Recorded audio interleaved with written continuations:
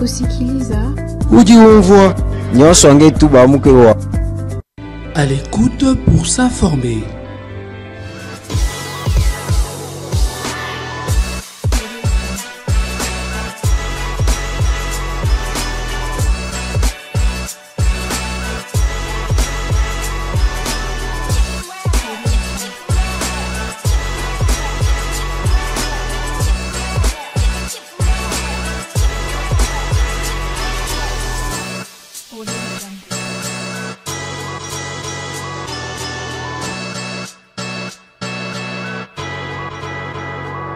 À l'écoute pour s'informer. Bon début de semaine à tous, mesdames et messieurs. Bienvenue dans votre émission à l'écoute. Ce lundi, je reçois Monsieur Papi Mbao, cadre du PPRD. Avec lui, nous allons débriefer l'actualité politique en République démocratique du Congo. Bonsoir, Monsieur Papi Mbao. Bonsoir, très chère madame. Comment vous allez? Requinquin. Au PPRD, comment se porte votre parti? Ça a été toujours. Ça a été toujours, ça signifie? Requinquin. Ça signifie quoi? Requinquin. Bon, allons-y. Monsieur Papi Mbao, le PPRD, votre parti politique, c'est un parti de l'opposition. Actuellement, comment vous analysez l'actualité politique du pays au niveau de votre parti politique? Bon, l'analyse est si claire, nous analysons les failles et les insuffisances qu'a imprimé le régime Tshisekedi au sommet de l'État, que les gens ne sont pas à la place là où il faut. Aujourd'hui, la République est descendue dans la rue. Vous savez, la République est gérée par les textes. Lorsque la République est gérée aujourd'hui par les IMER, ce n'est plus la République. Je pense qu'aujourd'hui, il faut y chercher encore un autre nom avec le régime Tshisekedi pour lui donner. Mais lorsque vous dites que la République est descendue dans la rue, avec quel élément? Pourquoi vous argumentez ça? Mais tout ce que la République vit aujourd'hui, les détournements, les arrestations cavalières, des vols, des tueries, l'insolence financière, donc vous voulez qu'on dise quoi? Mais c'est fait que vous reprochez aujourd'hui au sein du régime Kabila aussi, on vous a accusé cela, mais non? Moi, je pense que la population aujourd'hui, elle est maintenant devant fait accompli pour comprendre ou faire les droits comparés entre nous, les kabylistes, et le régime Tshisekedi. Hier, on nous traitait de tous les mots, qu'on était les détourneurs, le voleur. Dis-moi, à notre époque, parmi nos collaborateurs, c'est lui qui avait détourné 350 millions de dollars, 500 millions, 800 millions de dollars. On dit que ça passait sous silence et actuellement il y a l'IGF qui dénonce. Est-ce que l'IGF existe, c'est sous le régime Tshisekedi? Oui, ça existait sous le régime Kabila, mais elle n'était pas aussi active. Non, madame. Moi, je pense qu'aujourd'hui, ça, c'est une réflexion des gens qui viennent sous les bois, qui peuvent dire ça. Moi, je pense que lorsqu'on volait l'argent de l'État, il y a ce qu'on appelle la traçabilité. Quand on nous traitait qu'on volait l'argent, donc il y avait des traces, il y avait des preuves qui renseignaient que nous, on volait. Mais maintenant, ces montants-là et des traces-là, en leur possession, est-ce qu'il n'y a pas moyen aujourd'hui, nous ne sommes pas au pouvoir, est-ce qu'on ne peut pas exposer ça?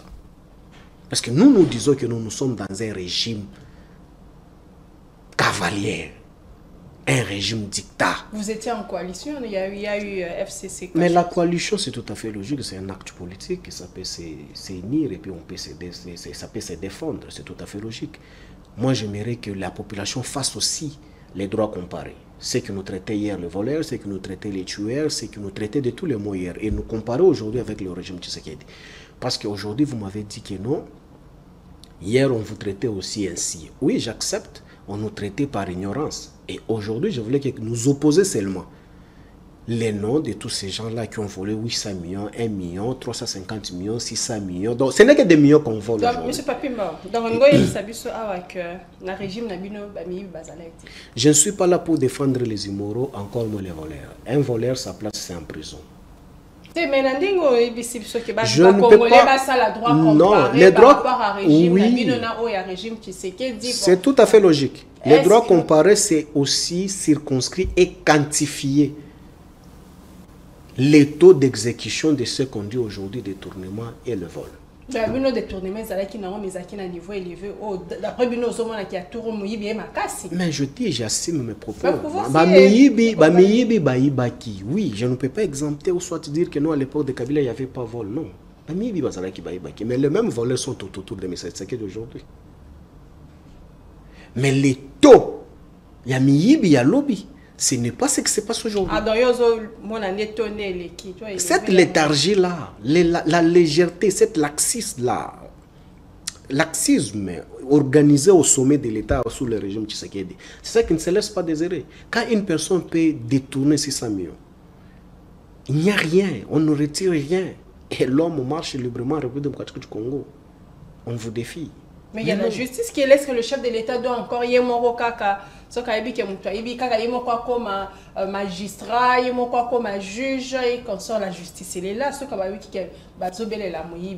justice doit faire son travail. Donc, à l'époque, c'est Kabila qui devait être magistrat. Mais Moutouna, à l'époque, vous nous traitez aussi à l'époque de Kabila, non? Ici, moi, je représente les Kabila. À l'époque, c'est Kabila qui devait être procureur. Mais ici, c'est Tshisekedi ne peut pas être le procureur. Mais oui, pourquoi est-ce que la Constitution stipule que non, M. Tshisekedi, c'est le magistrat suprême? La suprématie de ces derniers dans le secteur en question, c'est résume en quoi? Il est le commandant suprême. Pourquoi la Constitution stipule que non, le président de la République, c'est le commandant suprême? Mais il y a aussi séparation de pouvoir. Non, la séparation... La séparation des pouvoirs, c'est quoi? Nous sommes organisés. Oui, la séparation du pouvoir, nous avons le pouvoir exécutif, le pouvoir judiciaire et la présidence. Mais qui organise? La justice exécute la vision de qui? Parce qu'il y a le ministre de la Justice, non? Mais le chef de l'État a toujours dit que la justice doit être indépendante. À un moment, lui, il est mort pour reconnaître la justice. Il est malade. Maintenant, si la justice elle est malade, il n'y a pas licencié à soigner. Vous pouvez donner des pistes de solutions. Vous êtes dans l'opposition. Est-ce que... Lui, quand il était dans l'opposition, il avait donné quelle piste de solution? Est-ce que ça revanche ou comment? Ah, donc nous sommes une banque.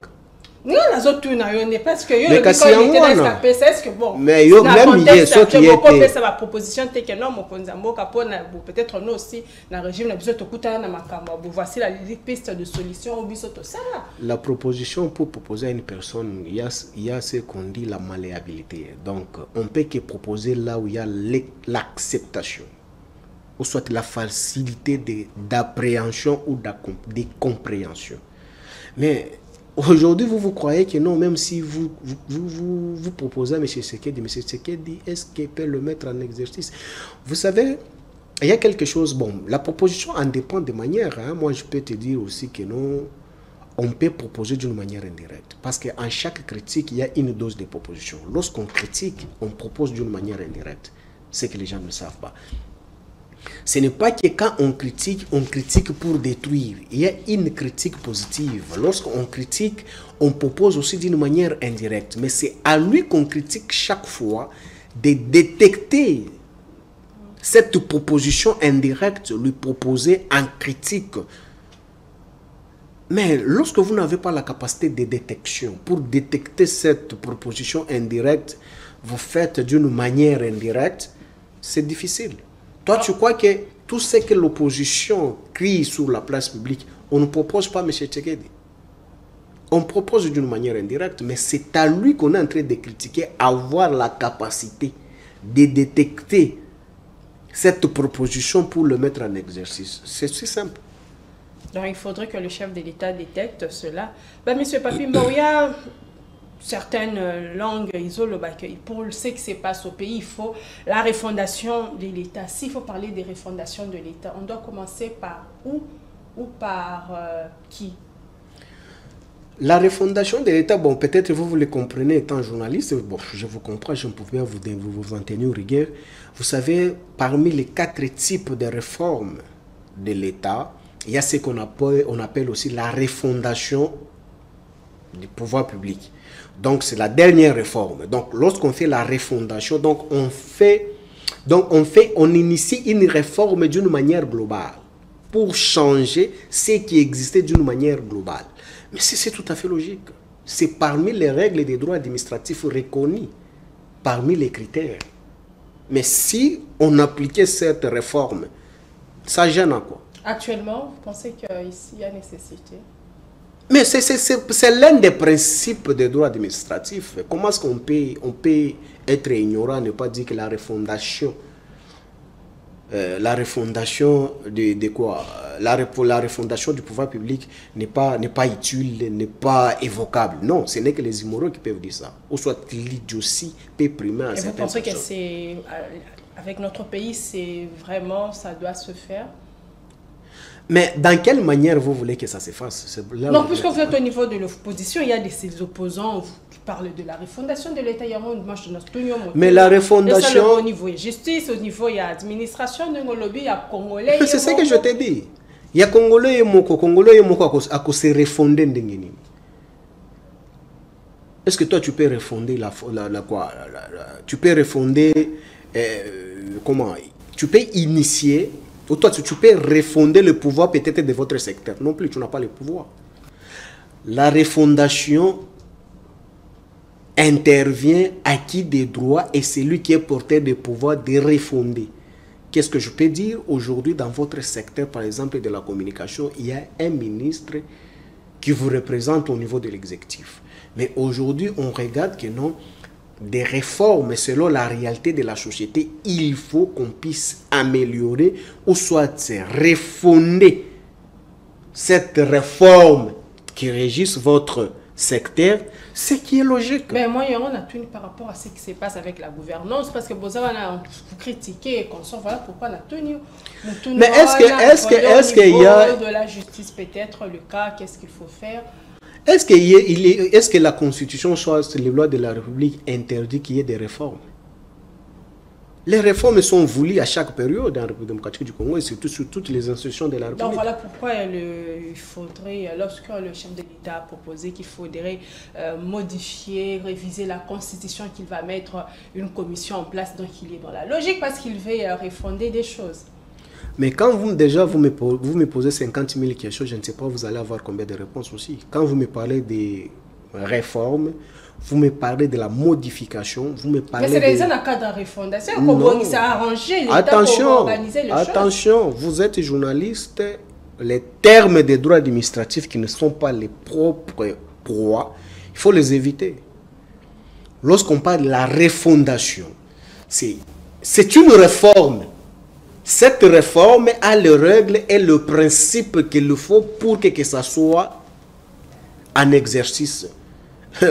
La refondation, on ne peut pas dire aujourd'hui que non, on doit refondre le pays. Refondre le pays, c'est quitter dans cette république, arriver dans une autre république. Parce que lorsqu'on parle de la refondation d'une nation, donc on parle des changements quasi de la Constitution. Lorsqu'on change la Constitution, on change la République. Attention, ce sont des termes que vous, peut-être, ça semble être un peu difficile, vous étant journaliste. Il faut la spécialité dans ces domaines. Mais pour moi, étant un administrativiste, lorsqu'on me parle de la refondation sur les secteurs, je suis tout à fait d'accord. Ben voilà c'est le principe de droit. Oui, il faut. Mais lorsque vous me... Voilà pourquoi moi je vous ai juste... Parce que nous sommes ça n'a pas de sens. Parler de la refondation. Donc, s'il faudrait refonder les choses, donc la proposition, il faudrait modifier. Non, là, il faut changer. Non. Là, on peut pas partir aussi de ces changements parce qu'il y a... Là, on ne peut pas parler de la refondation. La refondation est sectorielle. Ici, quand vous me parlez qu'on a mis en place une commission pour étudier pour le changement de la Constitution. Non, ce n'est pas une refondation. Non, moi j'étais dans la logique où il faut refonder parce que on veut améliorer. Mais c'est tout à fait logique. C'était par rapport à la Constitution. C'est tout à fait logique. Est-ce que la modification de la Constitution, c'est une infraction? Ça, ce n'est pas un débat qu'on peut mettre sur la place publique pour perdre l'énergie. Ça, c'est un débat de caniveau. Déjà, quand vous lisez les articles de la Constitution, de la même Constitution, commençant par l'article 124, montant jusque là au-dessus, on démontre comment est-ce qu'on peut faire même les propositions de loi, comment est-ce qu'on peut modifier la Constitution, les articles, c'est tout à fait logique. Donc, la Constitution ici, elle est flexible. La Constitution en soi donne les modalités et les modalités de la modifier, de l'amender. Tout comme on peut la modifier et l'amender. L'actuelle constitution, elle est modifiée et amendée. Modifiée et complétée. Tu comprends? Il y a maintenant nuance. Le problème, c'est entre modification et changement. C'est ce que vous devez reconnaître. Quand vous me parlez de refondement de l'État, donc cela veut dire que dans votre idée, c'est de changer la constitution entière. Non, ça c'est la sorcellerie. Moi, je ne peux pas accompagner. Pourquoi? Il faut motiver maintenant. Pourquoi vous refusez qu'il y ait changement de la constitution civile? Mais on ne peut pas entrer dans le débat des caniveaux. Ceux qui veulent changer la constitution, ils doivent tout d'abord motiver sur la place publique que non, nous voulons changer la constitution. Voilà les éléments constitutifs qui fait l'objet d'existence de notre décision pour qu'on change la constitution. Après avoir nous présenté, motiver cela, là, le débat est circonscrit. Donc, on a déjà quantifié le débat. Lorsque le débat n'est pas quantifié, n'est pas circonscrit, vous nous invitez, nous, les cadres du PPD, pour venir réfléchir dans le ballon d'essai des immoraux. On ne peut pas. Non, mais voilà pourquoi le chef de l'État dit qu'il y aura une commission qui va étudier sur cette question. Mais cette commission n'est pas souveraine. La souveraineté est définie par la loi. C'est pourquoi ce que j'ai dit, nous, les kabylistes, nous n'avons pas le temps à perdre sur cette immoralité. Si Tshisekedi a accepté de mettre une commission en place pour étudier cela, donc oui, qu'ils étudient, qu'ils nous donnent cette intelligence sur la place publique avec une motivation concrète. Pourquoi changement de la Constitution, c'est tout à fait... Donc si la motivation elle est concrète, le PPRD, vous allez appuyer ce changement de Constitution? D'ailleurs, ça ne serait pas concret. Pourquoi? Parce qu'eux-mêmes, ils ont déjà commencé à nous dire que non, la Constitution bloque le développement de la République. Déjà, c'est irréfléchi. Mais s'il y a des articles qui trouvent que sont des articles... C'est contradictoire déjà. Lorsqu'on dit l'article est modifiable. L'article, on peut compléter. L'article est amendable. Mais quel article de la Constitution qui stipule que non, on ne peut pas amender un article ou soit on ne peut pas modifier l'article? Mais s'il faut la modifier, ça ne serait pas le premier. C'est dans le travail des routines des parlementaires. Comment est-ce que si un parlementaire fait son travail, ça peut faire l'objet d'un débat sur la place publique? Il est payé pour ça. C'est tout à fait logique. Mais le changement, c'est là où il se pose un sérieux problème. Parce que lorsqu'on change la Constitution, on change aussi la République. Mais là, la crainte, c'est trop vous. Pourquoi? On va changer la Constitution pour quel but? Et la motivation serait quoi? Si ce n'est que changer, changer le mandat de M. Tshisekedi. Mais selon la même constitution, si aujourd'hui on change, ça ne sera pas avantageux pour lui, ça sera pour le prochain président parce que le changement va se dérouler sous son régime et c'est le président qui va en bénéficier. Non, c'est toi qui le dis, heureusement ou malheureusement pour toi parce que vous n'êtes pas du domaine. Vous ne savez pas la législation, ou soit lorsqu'on légifère, quels sont les méandres qui entrent en jeu pour l'exécution. Et quand est-ce qu'une loi légiférée, ou soit promulguée sur la place publique, entre en vigueur? Comment se fait-il que vous pouvez projeter directement que non, c'est lui qui vient, c'est lui qui sera bénéficiaire?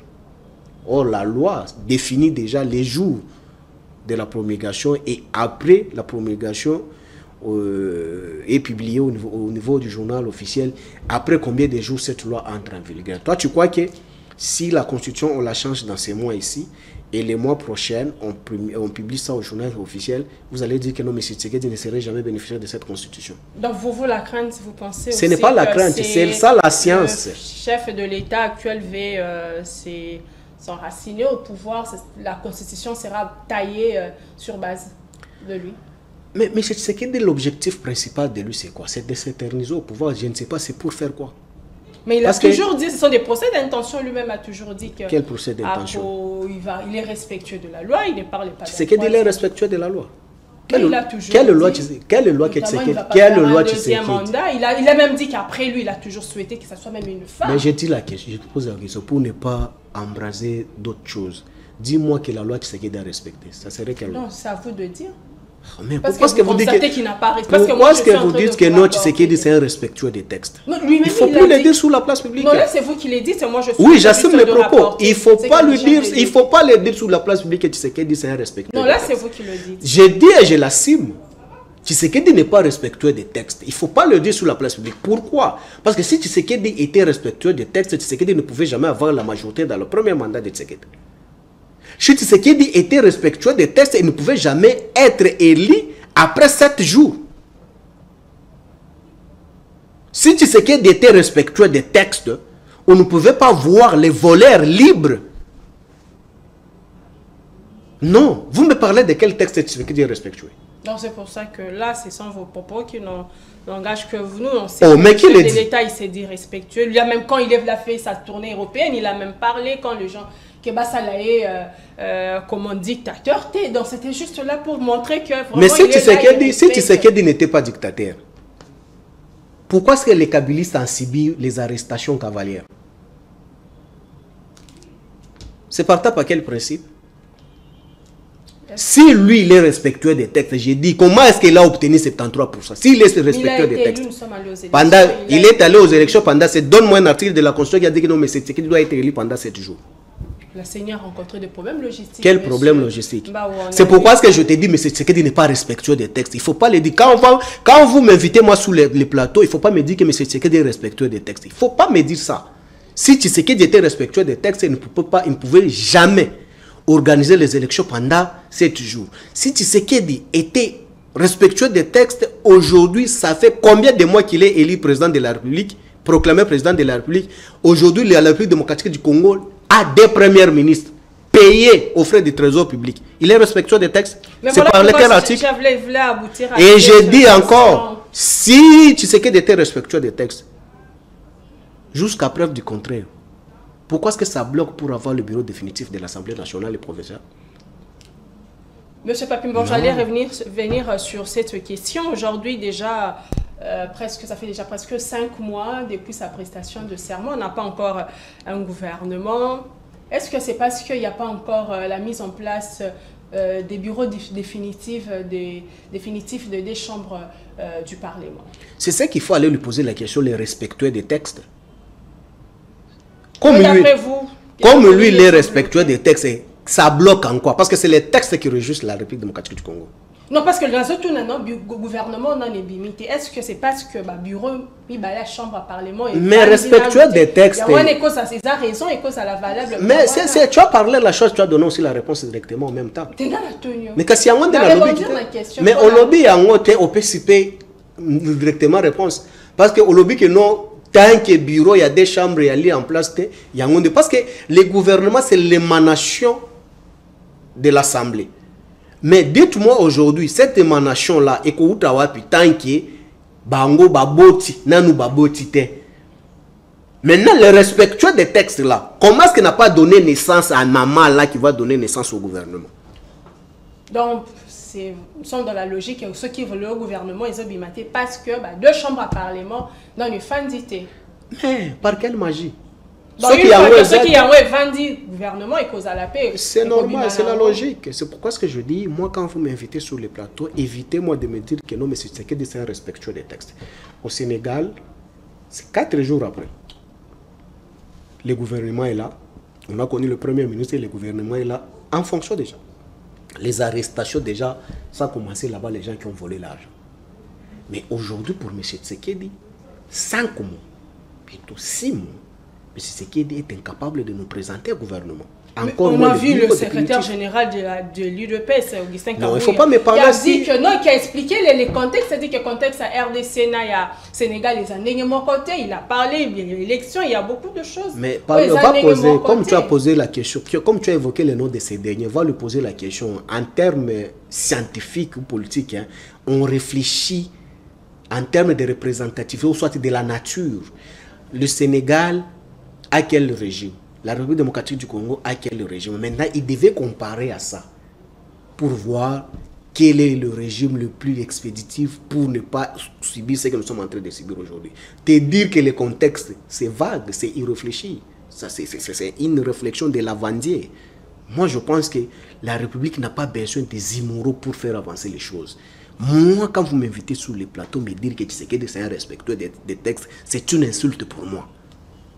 Donc pour vous, M. Tshisekedi ne respecte pas les textes, là ce sont vos propos qui n'engagent que vous.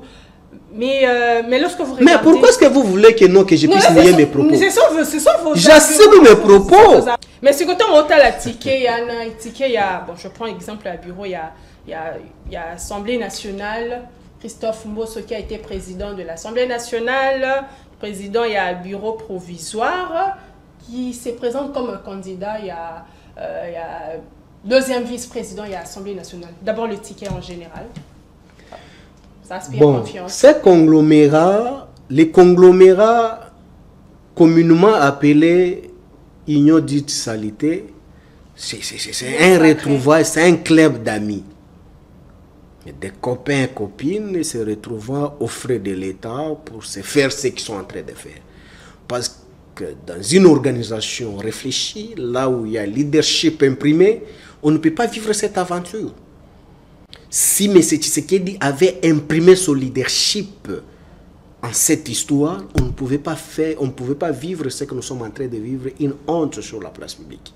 Comment expliquer une personne qui était deuxième personnalité du pays, après M. Tshisekedi c'était Mbosso, mais Mbosso peut se réduire des deuxième personnalités du pays à deuxième vice-président, pas même premier, deuxième vice-président. L'intention serait quoi?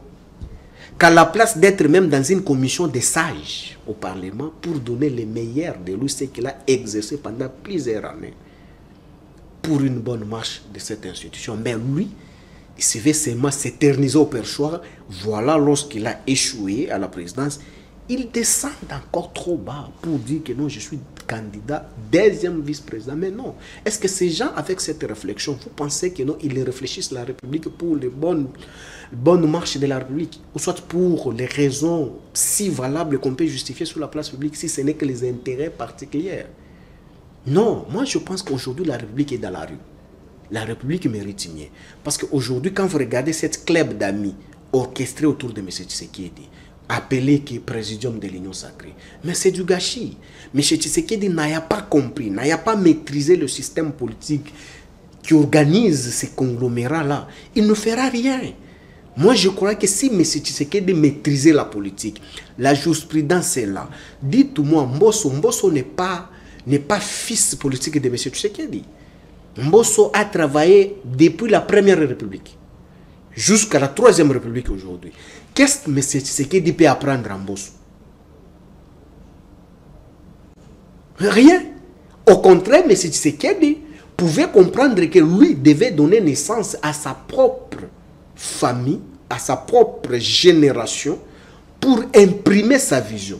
Comme M. Tshisekedi n'a pas une vision circonscrite, il est en train de tâtonner sur tous les plans. Voilà, il est en train de vivoter. Il touche Bemba, il touche ici, croyant que non. Même celui qui vient avec le mensonge pour motiver, il vient, il trouve qu'il y a une vide juridique, il s'impose, il fait tout ça. Venant cette cloutonnière-là, ça donne ce que ça donne sur la place publique. Or, en principe, tout le monde devait s'accrocher à une vision imprimée et incarnée au sommet. As-tu déjà vu à l'époque de Kabila? Nous, au FCC, Kabila décide que non, par exemple, c'est Jaël qui doit être présidente à l'Assemblée nationale. Tu vois des déclarations après des députés. Non, des Moutoto, c'est pas été voté. Mais c'est l'indiscipline. Mais on parle de la démocratie. Est-ce que Moutoto doit s'exprimer au lieu de imposer? On va vous reprocher, mais à l'époque, la BNU a perdu ce mot d'ordre qu'il y avait. Quand le chef a dit, on ne peut plus réagir alors qu'il y a... Non, écoutez, la démocratie, c'est quoi? La démocratie n'est pas la monarchie. Les députés élus sont élus sous les billets ou sous les chiquets d'un parti politique. Le parti politique est régi et organisé par le texte qui organise les fonctionnements et les attributions de ces dernières. Aujourd'hui, s'il y a une sanction d'abord à infliger à un membre d'un parti politique, le texte légaux définit cela. Donc ça sous-entend que non, un député, même s'il est à l'Assemblée nationale, il est lié à la discipline de son parti politique lui représenter à l'Assemblée nationale. Mais cette partie, sa discipline se définit en quoi? Tu vois?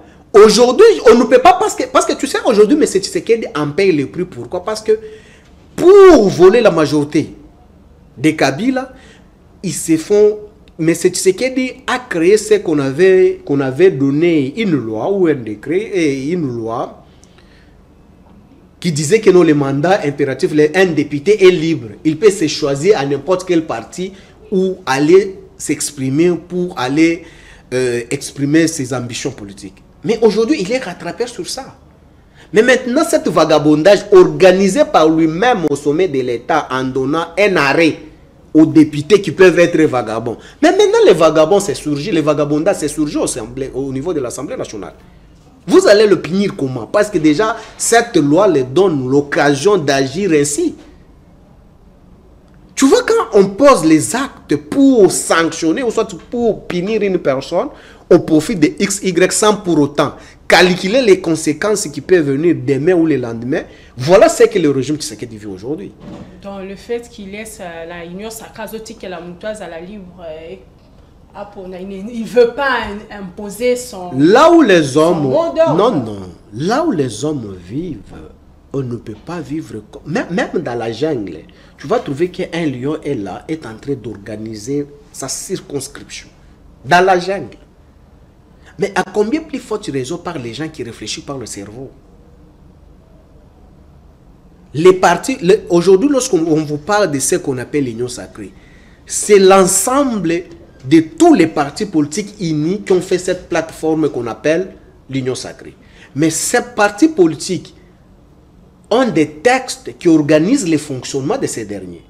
Mais cette texte-là, il y a aussi ce qu'on appelle la discipline et puis sakabango maïmakobi kanango. Donc il y a une union sacrée, c'est un problème à discipline. Mais c'est l'indiscipline organisée. Et même ce qui est plus grave, c'est quoi? Tu vas trouver que non, même les textes légaux qui organisent le fonctionnement de cette noblesse que vous appelez l'union sacrée, est-ce que ne stipule pas qu'il doit y avoir une discipline imprimée quelque part? Donc pour vous, Natikio, il y a Union sacrée, on a un bureau, il y a Assemblée nationale, le bureau définitif. La tête de Mosso, il ne fallait pas être là, monsieur. Non, il ne fallait pas être là. Pourquoi? Les ambitions s'expriment et se défendent. C'est tout à fait logique. Ces ambitions, c'était de rester au perchoir. C'est tout à fait normal. Ce sont tes ambitions. Il faut les justifier et il faut les défendre.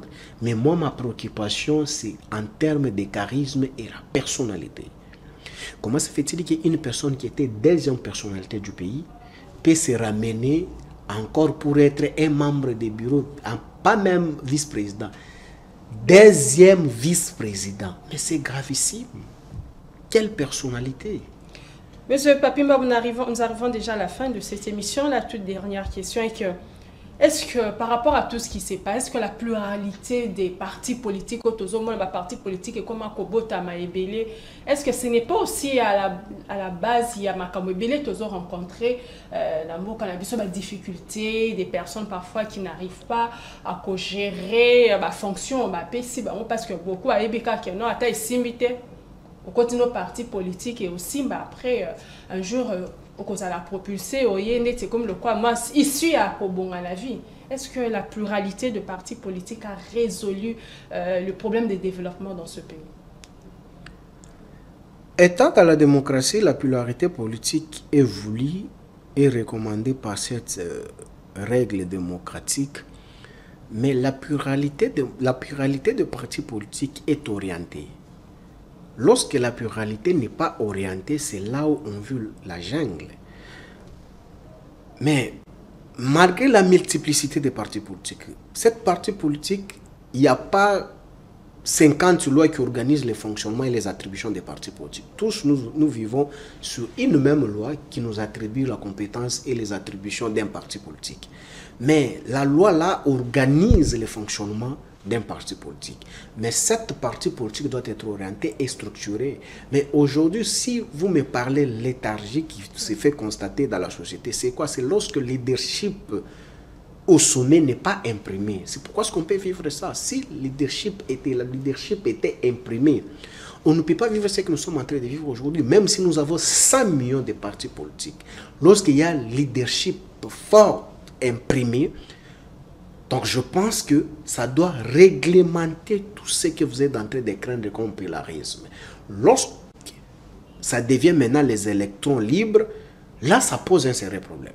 C'est ce que nous sommes en train de vivre aujourd'hui avec l'union sacrée. Donc l'union sacrée, c'est un conglomérat des électrons libres.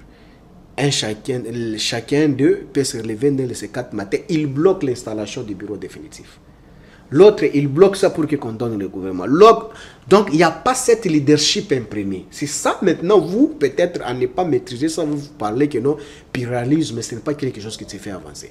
Maintenant, si déjà dans le pluralisme, vous êtes dans l'incapacité d'organiser, maintenant, quand on aura maintenant dans un parti État, vous allez organiser comment? Monsieur Papimba, nous arrivons à la fin de notre émission. Émission est à l'écoute. La caméra est devant vous. Quel est le message que vous adressez à ces Congolais qui vous regardent? Bon, moi je pense qu'à nos Congolais qui nous regardent, moi je pense qu'il faut... Bon, il n'y a rien à attendre avec le régime Tshisekedi. Ce qu'il faut attendre, c'est que c'est une préparation à se préparer que nous de faire partie de M. Tshisekedi d'une manière démocratique, afin de remettre l'ordre dans la case. Ici, moi je me suis toujours dit, les symptômes sont déjà détectés. Les preuves sont là sur la place publique de la société. La République est dans la rue. Et ici, même l'escroquerie qui circule partout ici, dans des réseaux sociaux partout, vous avez vu qui être sanctionné tout simplement parce qu'elle a escroqué au nom de la famille Tshisekedi. Spoliation des terrains vers Malou.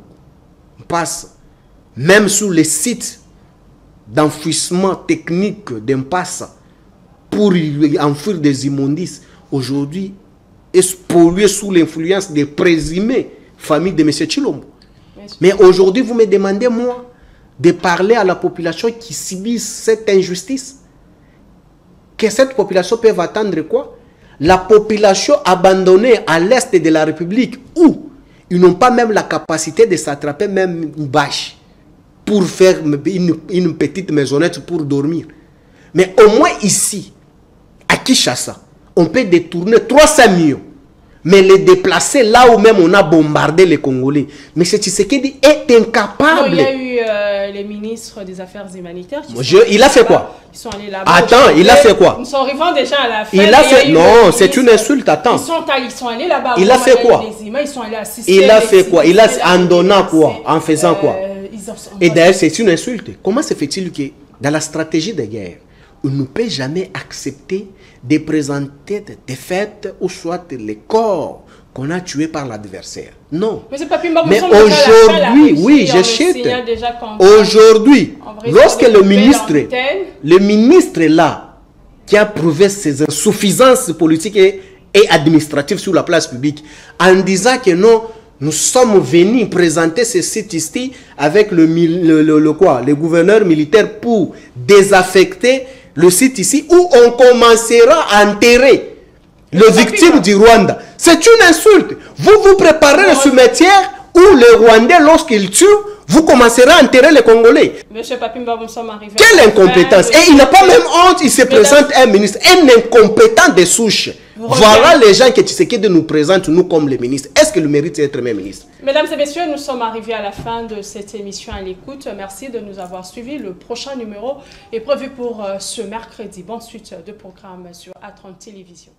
Listening. À l'écoute. Yokamela. Kusikiliza. Ujiumvwa. Nyonso ngetu bamuke wa. À l'écoute pour s'informer.